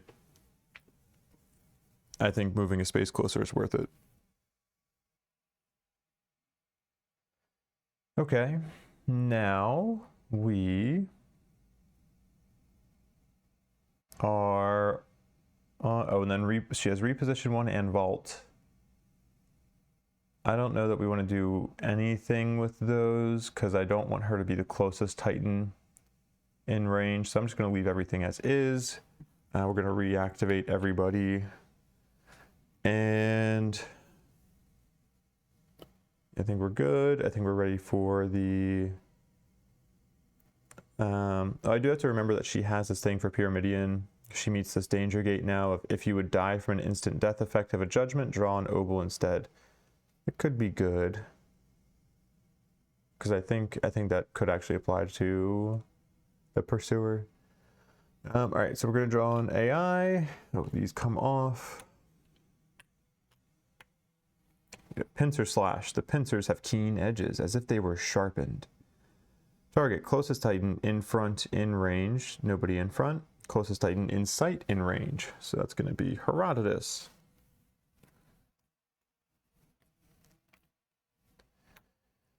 And we're going to get 5 dice. A lot of rolling. And we need 10. Each hit deals 2 danger. Dang. We need a 10 or higher to evade. Wow. I don't see any 10s there. We do have a crit evade fail. I don't think we have any effects on him that make us worry about that. I don't know. I have 1 free reroll from Vulture Mask. That's good. We'll use the crit die on that, sure. How many of these do I actually want to reroll? I mean, we probably want to reroll a bunch of them. We're gonna have to. Oh, we don't have reflex. So maybe we actually don't. I don't know, man. It doesn't really matter. Because I'm thinking like, if maybe we just want him to not, like, we want him to continue to be the target of the next, like the signature. Signature would be closest Titan in front in range. If Herodotus has to resolve this gated effect, he would be knocked down and then knocked back 1, 2, 3, 4, 5, 6, 7, and then Pursuer would chase him over here, I think, because it'd be 1, 2, 3, 4, 5. Yeah, 1, 2, 3, 4, 5, 6, or 1, 2, 3, 4, 5, 6, 7, 8, 9. Yeah, so then Pursuer would chase him over here, and that's not going to be good for our boy Solon. How far does Solon have to move now? 1, 2, 3, 4, 5, 6, 7, 8, 9. I mean, he has to move 9. That's not good for our boy Solon either. Well, there's not really much we can do about it, but wait, so let's see. If he was here, 1, 2, 3, 4, 5, 6, 7, 8, 9. Oh, still be 9. Okay, Solon's still not attacking next turn. Ugh. I'm not gonna.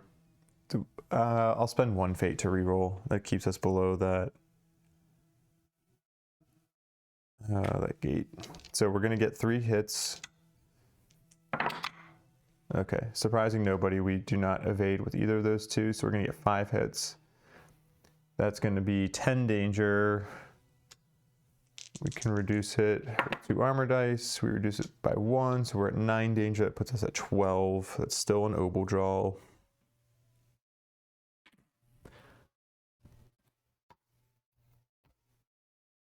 Oh, man. All right, I'll roll this die. So close. So he's gonna have to roll on the Fate Worse Than Death table. Woo! This battle is all but lost. Take these and shuffle them.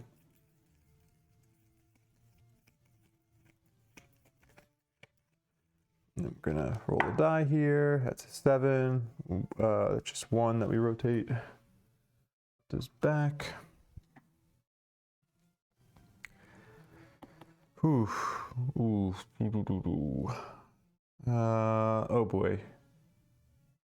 Well, maybe Solon will get a chance to attack because now the signature is coming for him. So Pincer Slash is done.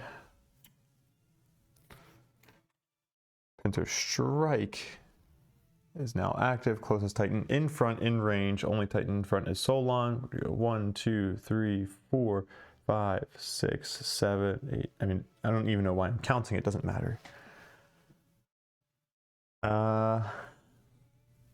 So we get 4 dice. Sorry. 10 or higher evades. Do I want to use the dodge here? No, because I don't know. I'm just kind of resigned at this point. I don't think that dodge is going to help me much at all. It would have helped me a little bit. Evade 1. Do we get any free rerolls? We do not. So let's see. We'd be about to take 3 hits. Would be 6 danger. But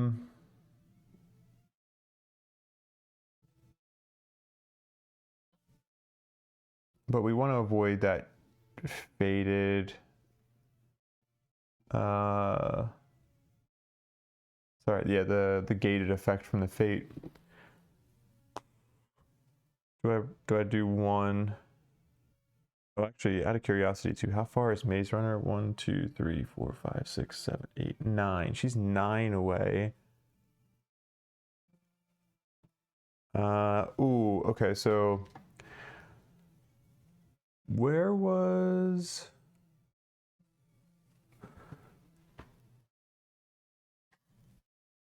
oh shoot, where was the Pursuer before this?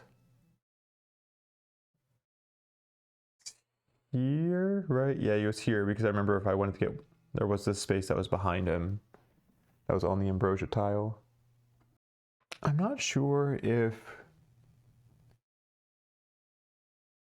So if this effect isn't like if there's a gated event or a gated effect here, we still have that window of opportunity before it. Like what I want to do is I want to use Pursuer and Imperative to get Maze Runner a little bit closer so that she's in range to attack. Oh, actually, well, she does. Oh, well, she has her improved rush, which will give her +2 movement to attack, but we can only do that if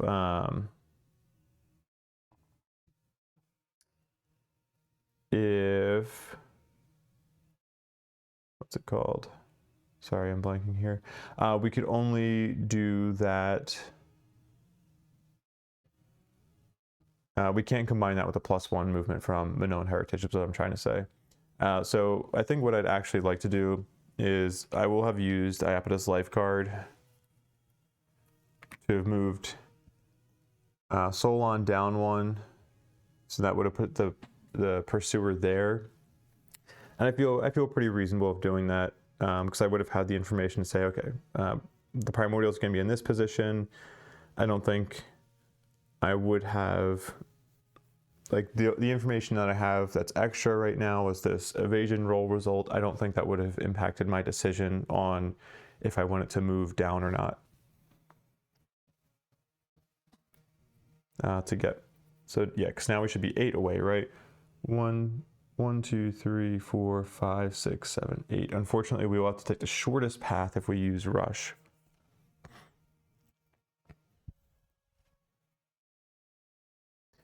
Yeah, I'm just not sure if we can use this ability window before this gated effect. I mean, the answer might be yes.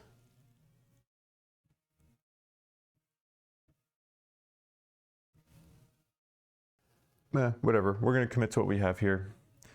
I'm not gonna re-roll any of these. That's gonna result in 6 danger, right? Yeah, 6 danger. Solon goes from 0 danger to 6.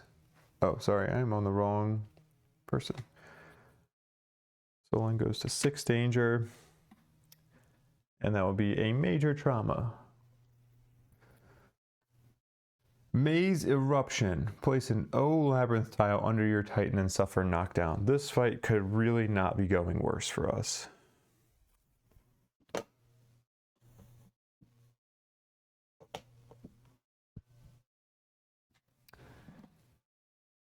And knockdown. Just when I thought Solon might get an attack off.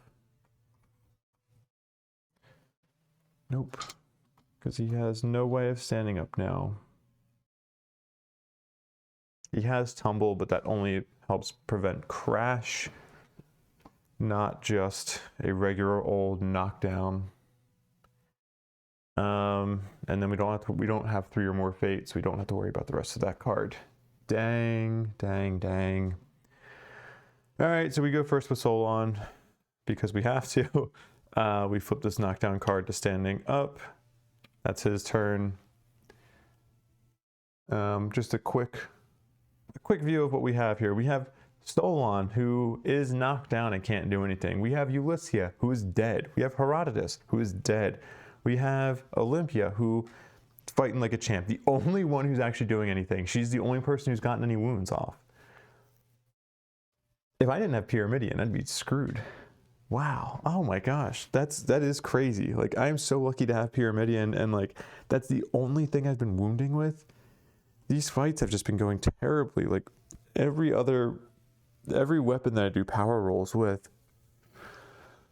I don't know, I feel like I haven't had a good battle in a while. I mean, exciting battles, sure, but like I feel like at this point in the cycle, I'm usually able to do a lot more and be more effective and more consistent, but this has been tough. I mean, this is okay because this is a Pursuer fight. I mean, I'm trying to do something I didn't do in the first cycle, or in my first playthrough, and like this feat is going to require luck.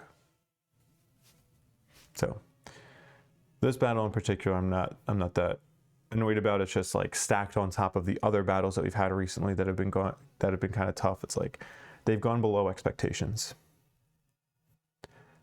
All right, enough whining. Moving on to Olympia here, we are going to do Rush.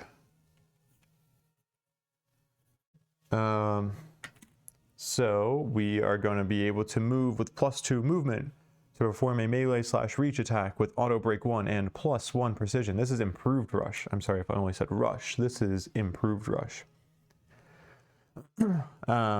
You must move at least 3 spaces and reach your target via the shortest possible path. So we would have 8 movement here. We can go 1, 2, 3, 4, 5, 6, 7, 8. We have to go, and I think it says shortest possible path, so I think we have to apply the zigzag rule that primordials follow during their movement. Excuse me. So it's not like we could say 1, 2, 3, 4, 5, 6, 7, 8, even though this is the same distance. Shortest path, I believe, still forces the zigzag. Shoot, well, if that is true, that is going to hurt me for this tile and this tile. So I may, let me double check that then, actually. Yes, at least according to our wonderful Law of ATO document, we do need to move in a zigzag pattern here, so we'll have to do an ambrosia roll for this tile and this tile. So we're gonna go 1, 2, 3, 4, 5, 6, 7, 8. Oh, and actually,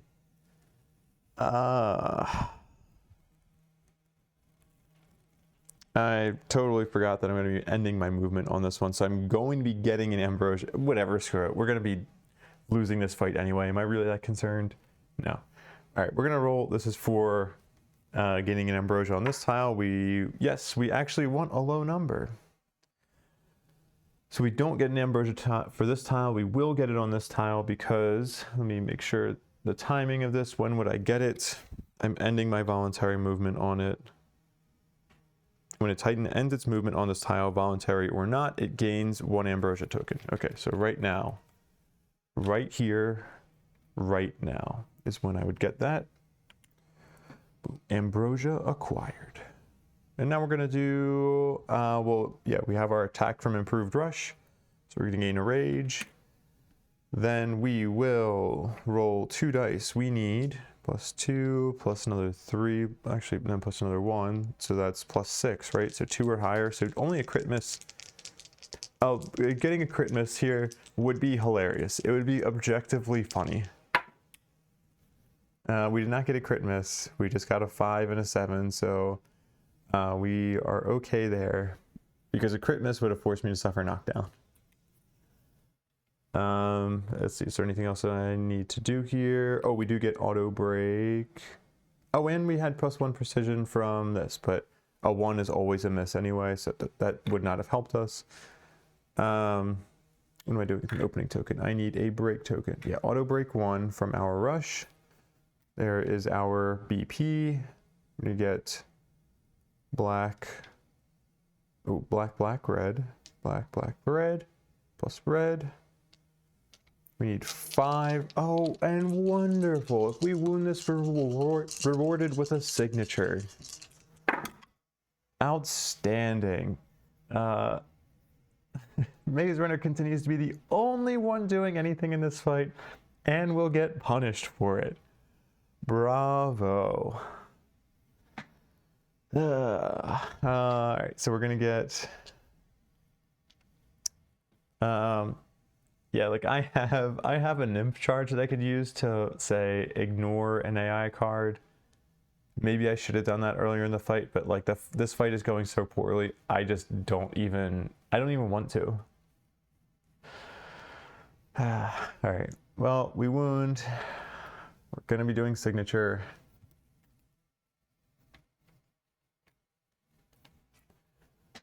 At 3 wounds, yay. We're gonna get another BP2 in our deck of 3 BP cards. They're stopping in 3, 2, 1. Oh, that was kind of a weird stop there, but that's fine. It's kind of sometimes hard to just shuffle 3 cards. Get rid of an AI1. Yep. Okay. Get rid of AI1. Add an AI2. Stopping in 3, 2, 1. AI2. We will get an opening from, oh, also we need to reassign our priority target. Obviously, it's going to the only person who's been attacking consistently.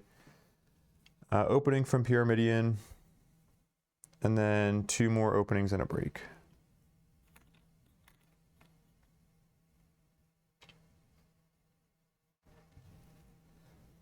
Yeah, I mean, we have reposition as well, but we're already in the, we've already suffered the penalty of going onto this terrain tile, so we might as well stay in it so that we get the bonus evasion. Oh, she should have a bonus temporary evasion actually as well. I forgot about that because she did survive a grave trauma earlier. That could be really important. There's still a chance. There's still a chance. Let me cling to hope. Let's see here. Yeah, we could reposition. I don't really see the value in doing that. We could vault. If I vault, that would be funny. If I vault, I could go into this tile and I could just voluntarily give myself an extra ambrosia. Hey, why not? But I mean, Maze Runner's basically about to take, what, probably signature AI signature. Most likely she's going to do like signature die, and then we're going to have Solon die in the next primordial round. All right, so we'll be wrapping this video up pretty soon. We actually have reposition too. That still doesn't change my mind, I don't think. Nah, we'll stay with this.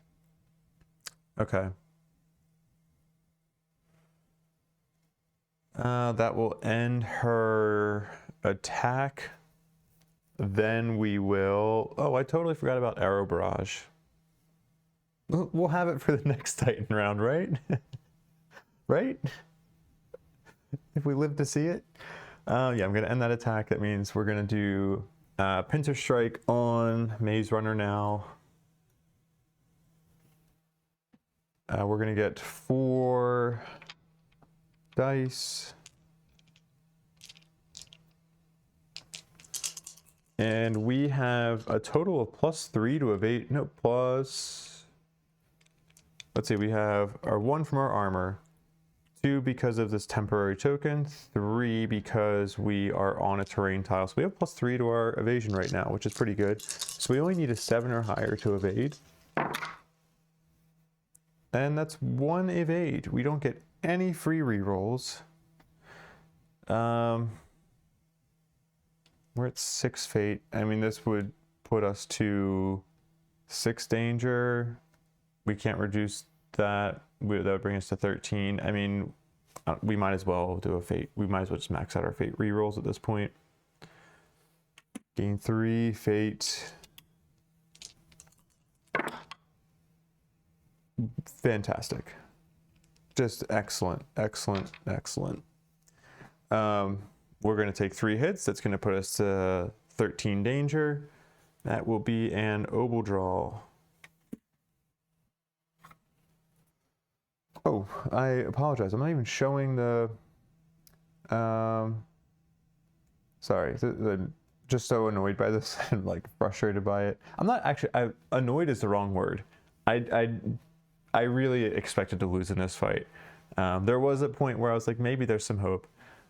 It is honestly just entertaining, and I think it's good to have a loss on the video, because I think it's like, you lose fights in this game. It's gonna happen. You want it to you don't want it to happen frequently, but you know, especially when we're trying to do something challenging, we're gonna end up with losses. So because I didn't show any of those, oh, I wonder, did I show her attack with this? Oh no, I really hope I didn't like miss. I apologize if I missed showing her attack as well. For her evasion rolls, she rolled the 4 dice. She got a successful evasion on, I think it was the crit die. And then she had hits on the other 3. We re-rolled the other 3 dice and still got 3 hits. So now we are drawing our obol. You know, this is just you live. Okay. How much longer will we live for? Let's just keep shuffling here. I'm gonna roll a die. Oh, it's very cocked. 7, so it's gonna be, just move that to the bottom. We're gonna keep those here because we are gonna be needing them. Let's be honest. So we survived that obol, so we're gonna keep that positive evasion token. Woo!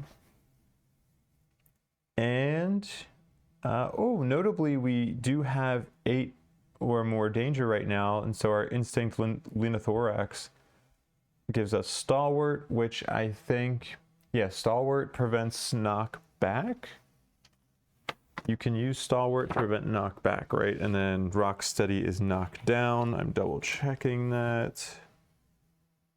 QRS. What? QR. S, where is my S? Here we go. Stalwart, stalwart. When you are about to suffer knockback, you may use this ability to ignore it. Cool. Well,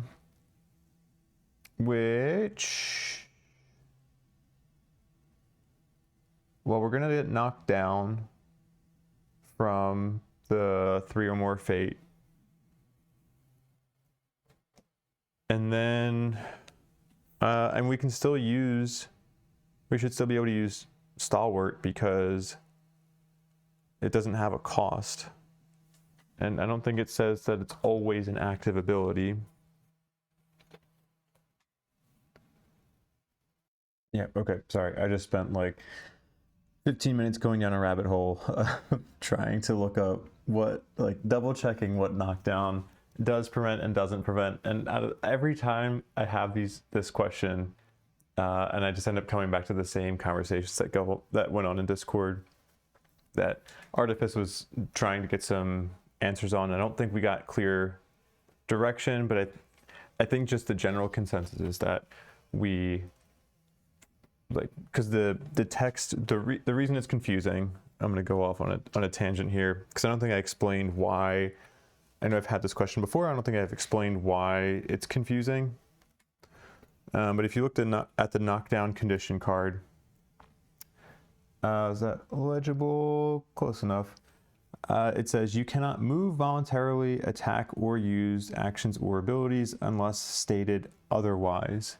So abilities come in 3 flavors, we'll call it, as defined by the rulebook. There are active abilities, which I think are the most clear to understand. Active abilities have a cost, whether the cost is just exhausting something or discarding something or gaining a fate or doing something like that. There's a cost to using it, and that is an active ability. Then there are constant and passive abilities, and I believe constant abilities are defined to have a timing condition, such as tumble, right? Like tumble is a constant ability in that it's going to trigger when you are about to suffer crash. Tumble otherwise just doesn't really make a lot of sense. Like if you're not suffering crash, like tumble's not doing anything. But then passive abilities are something that just always applies. It doesn't have a timing condition on it. And I think the example they give is like if you have like +1 bonus to precision or something to that effect. Like a dream you hold is a good example. Titans adjacent to you have +1 precision. So there's no timing condition to this. It just always applies. But then they go, I think the rule book at some point in an example goes on to refer to tumble as being a passive ability, which is contradictory. And then it just starts to blur the line on like, well, what are abilities and what abilities is knockdown supposed to also prevent? Because Kratos tokens are also defined as abilities. I guess they would, I don't know what they're defined in the rule book, but I guess based off those definitions of like constant, passive, and active, they would probably be constant abilities. You can place Kratos tokens if you are knocked down, though. Like, that has been confirmed. And so that would imply that, okay, well, you can do constant abilities while you're knocked down, and constant abilities and passive abilities seem to be used interchangeably. So then that means, like, okay, can we only just not use active abilities? Anyway, I think that's what the general consensus that people kind of come to is that you just can't use active abilities. So what the heck was I even trying to evaluate here? Oh, stalwart. So I get knocked down, but I'm still going to prevent the knock back. Even though I'm knocked down, I'm going to prevent the knock back by using stalwart, and we're good. So I'm just like dug into the ground, I guess, as I'm knocked down. All right, well, that was the signature from the attack response. Next up is going to be the primordial round. So we're going to draw this AI, which is going to be an AI2. Ambrosia spurt. The creature reveals its abdomen. Ambrosia spurts from the blackened belly. This is going to be the furthest Titan in front in range. That's going to be Maze Runner once again. Maze Runner is probably going to die from Ambrosia here, I would bet. So we're going to get 4 dice. If we have 5 or more fate, we just get Killjoy. Well, the only thing that I think I really feel comfortable losing is the Eolipile engine. Because I think I have the most resources to be able to recraft that if I need to. Where are you at? Scribe. There we go. What am I looking at? Cargo, gear. What's the cost of building the Pursuer Imperative if I needed to rebuild that?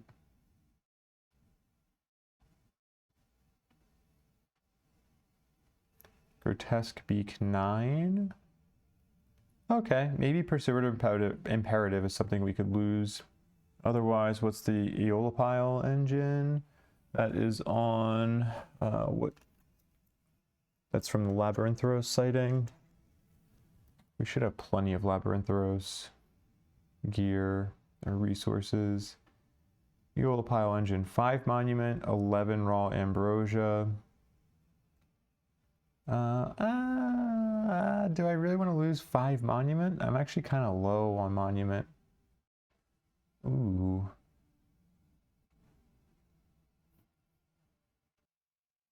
Yeah, I think I'm actually going to lose the Pursuer Imperative. All right. I'm surprised I'm making that choice, but I just have not been getting a lot of monument. So I think I'll be able to recraft, and I think I'll need monument for gear more than I'll need grotesque beaks. All right, so we lose that. Let's go back to this view. So now we have to do our evasion roll. We would normally need a 9 or higher, but we still have +3 to evasion, so we only need 6 or higher. It's going to be a crit evade fail. That would normally force us to put a labyrinth tile. Let's see, I'd still have to discard this card. So it's discarded, it's not lost, but I would normally have to put a Z labyrinth tile underneath the Titan, but ambrosia pools are indestructible, so we don't do this placement. So we're going to have 2 evades here, be 2 hits. I'm not even going to try to reroll these because I don't want to gain a Moiros. I don't want to get a Moiros card because Moiros cards could have effects on them that could cause crew loss or hull loss. And I am not going to win this fight, so I don't see the benefit in doing that. So I'm going to take these 2 hits. So each hit deals 2 danger and 1 ambrosia. The ambrosia is going to kill us. I think well, I mean, they happen simultaneously, but the ambrosia is an instant death. So I don't think we really have to worry about the danger. Yeah, all right. She's dead.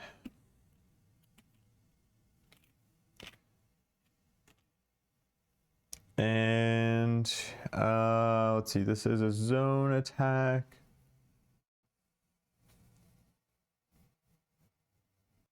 Wait, I apologize. Actually, ambrosia pools are not indestructible. I'm getting confused with the labyrinth tiles, right? Labyrinth tiles are indestructible. Ambrosia pools do not have that same trait. Looking. Yes, that's true. Okay, so this ambrosia pool would have been, I mean, I don't know why, I'm just wasting time on this. That would have been replaced by a Z labyrinth tile. I don't know, maybe we would have placed it like that so we had the opening there in case we somehow survived. I don't know. So that goes like that, and then after final attack, Pursuer moves to the center of the board and turns to face the most titans. Boom, boom. That is done. Then we do his signature, and I'm sure this will be the final nail in the coffin. I'm gonna get move and attack. Gonna go up and attack our boy Solon here. Gonna get 4 dice. 10 or higher evades. We cannot use dodge because we're not, oh, but we're knocked down and standing up.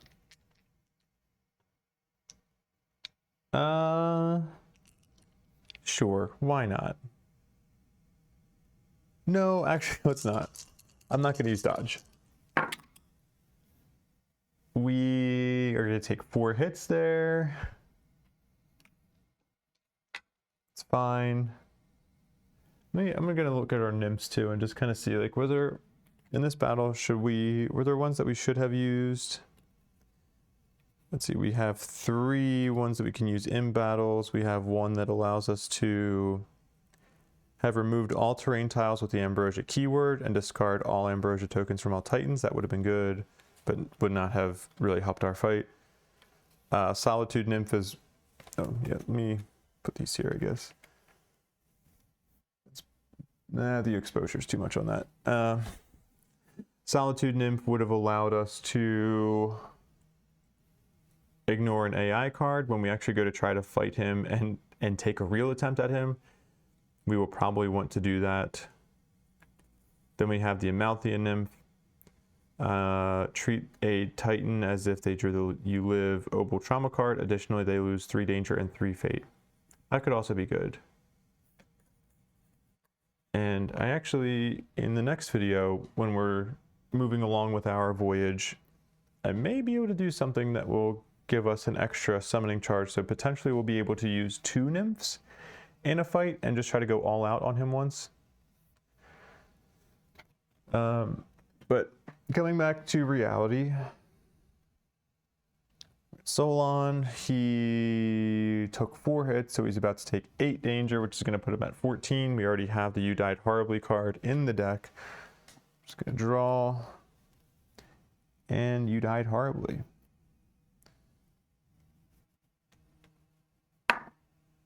And we're going to have to roll on the Fate Worse Than Death special event table. So that kills our final Titan. And we barely get any resources from this fight to show for it. I don't know why I'm shuffling these right now. It's not going to matter. Oof. You knew we were going to lose this fight, but I really thought I was going to do better than that. That hurt. Let's read some story here. You will never forget the terror your Titan felt at the end. It's as if the Hermesian pursuer has drawn out some primal fear. some atavistic response to an existential threat. Then you are yanked out of the Balinonian, coughing and shaking, barely conscious. Only one thing rattles in your mind. It has won, and it will be coming. Let's see. Business as usual, suffer normal consequences of a pursuer battle defeat. And then pursuit continues. Spawn the Hermesian pursuer. Oh, well, regardless, he's spawning. Okay. This is now going from our wound counter to our... I'm just going to put this here as a reminder. No, let's use a doom or a despair. That'll be a better reminder for me to spawn it once I clear off the battle map here. The Hermesian pursuer will continue to hunt you, ignoring the toying trait. You retain the ability to add the pursuit's end battle to the timeline, and subsequent attempts will ignore the memories into nightmares rule, so that the penalty that didn't really actually affect us, that causes you to have to gain 1 extra fate for your nemoses, that will apply next time as well, or that will not apply next time, I'm sorry. All right, let's see. Where was our defeat? We're going to lose a crew. We have 4 crew, right? Oh, we have 5 crew. We can lose 1. That's fine, we can lose 1. Then we are going to proceed to rewards and penalties. Reset our Triskelions. I'll take care of that off camera. We'll subtract 2 Argo Fate. Something good at least. We will gain rewards from our 3 BP cards. Woo!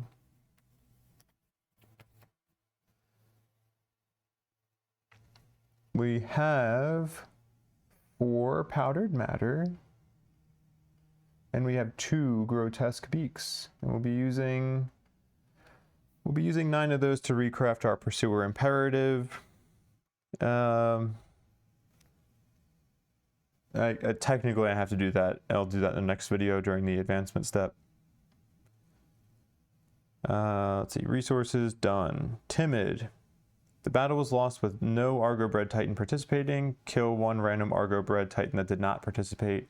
The only Argo-bred Titan we have participated and died, so don't have to worry about that. And then casualties, discard all condition tokens from Titan sheets, note dead Titans on the Argo. Note dead Titans on the Argo sheet. Let's go ahead and do that. We're going to kill off 3 Dreamwalkers and our Maze Runner. Oof. 1, 2, 3, and our Maze Walker. Rip.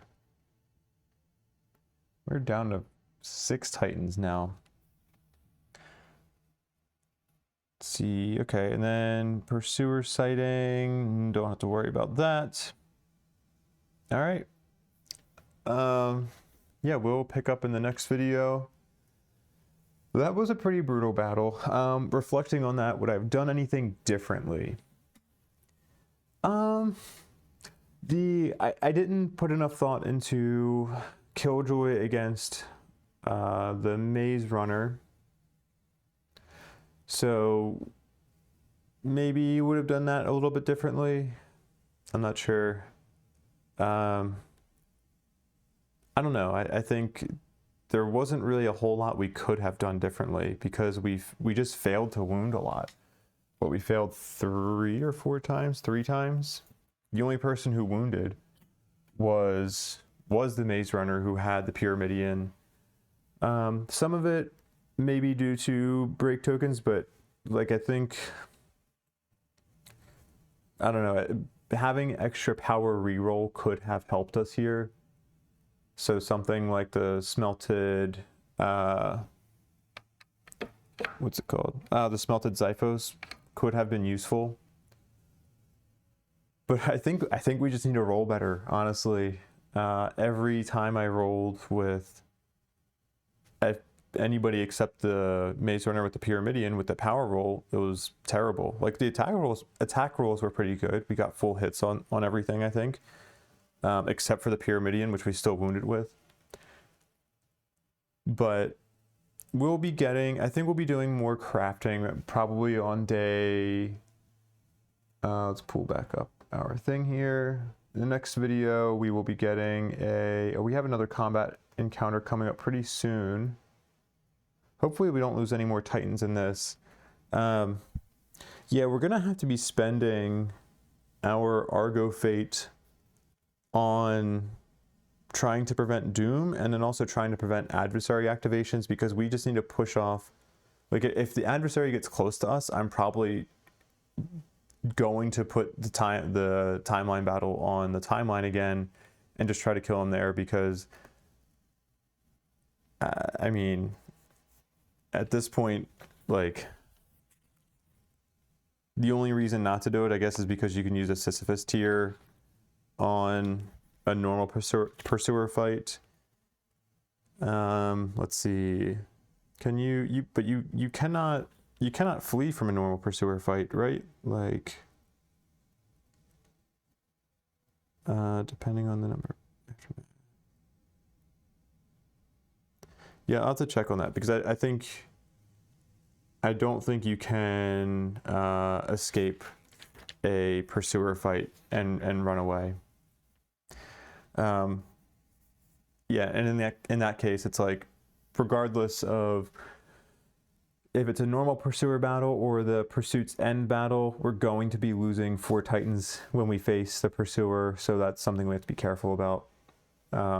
Titans are dangerously becoming our most, what's it called? Our most precious resource right now. I'd be curious to go back and see how many Titans I lost the first time I played Cycle 1, but not trying to go for the kill on the pursuer. Also, like, trying to go for the kill on the pursuer really results in a lot of Titans being lost. But anyway, I think we'll wrap up the video there. We're right around the 2-hour mark. Thank you all for joining, and I'll see you in the next one.